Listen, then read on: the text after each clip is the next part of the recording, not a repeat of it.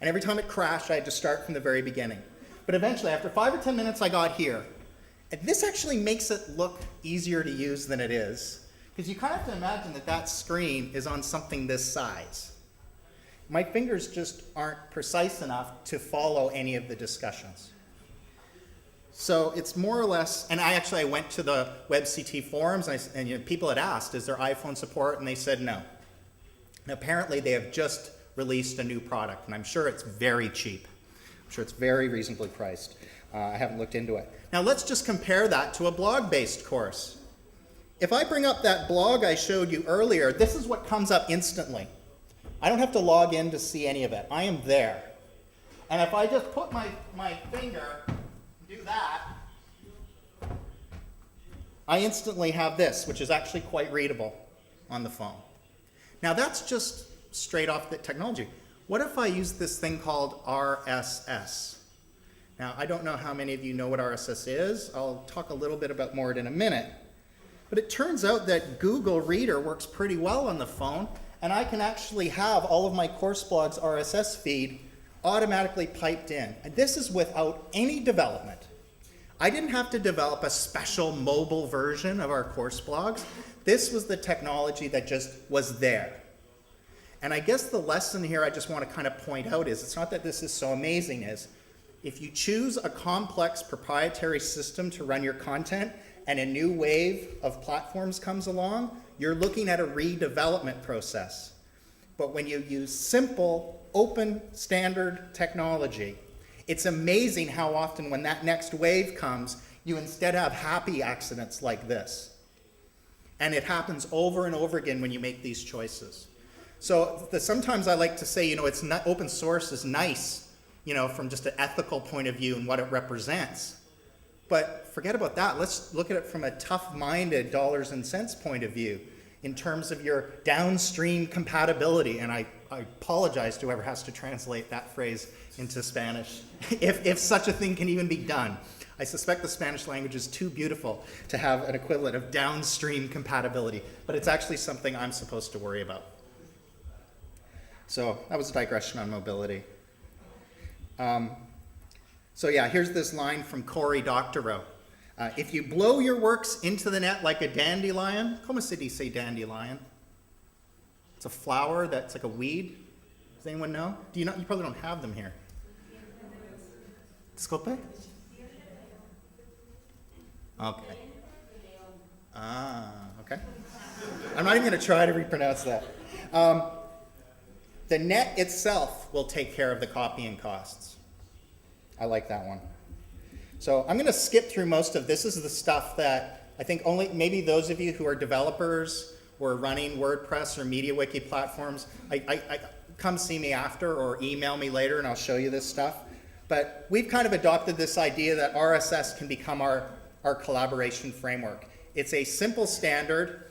Most people just use it for reading their updated websites, but it can also be used to republish content anywhere.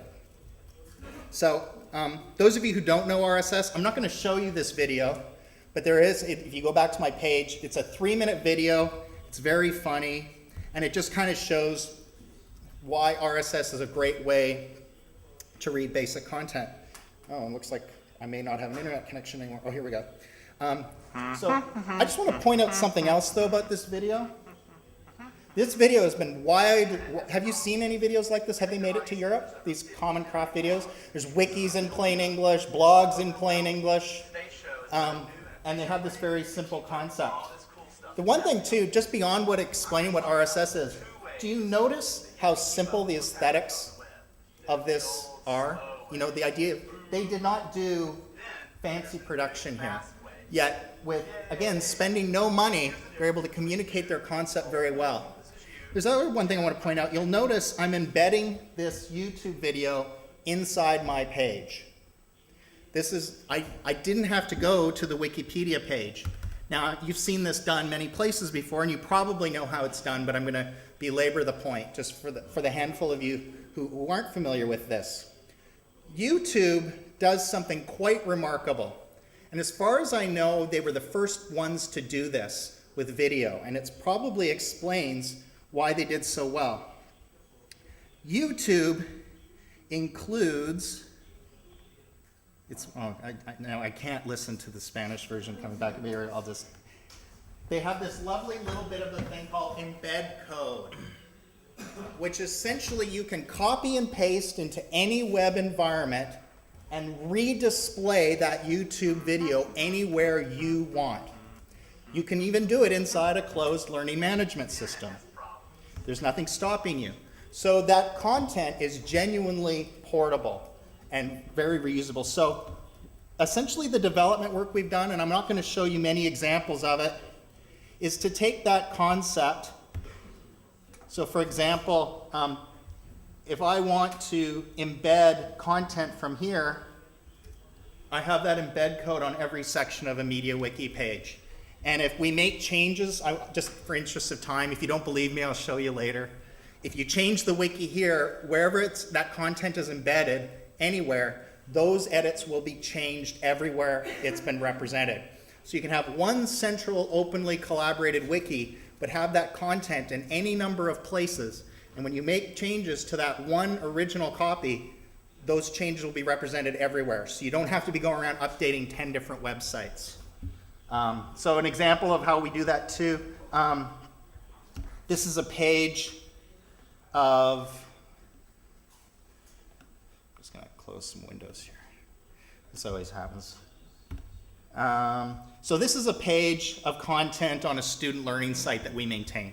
And by the way, this is a blog that runs it. You can do anything with a blog in terms of content management that you can with a more effective system. So there's this one.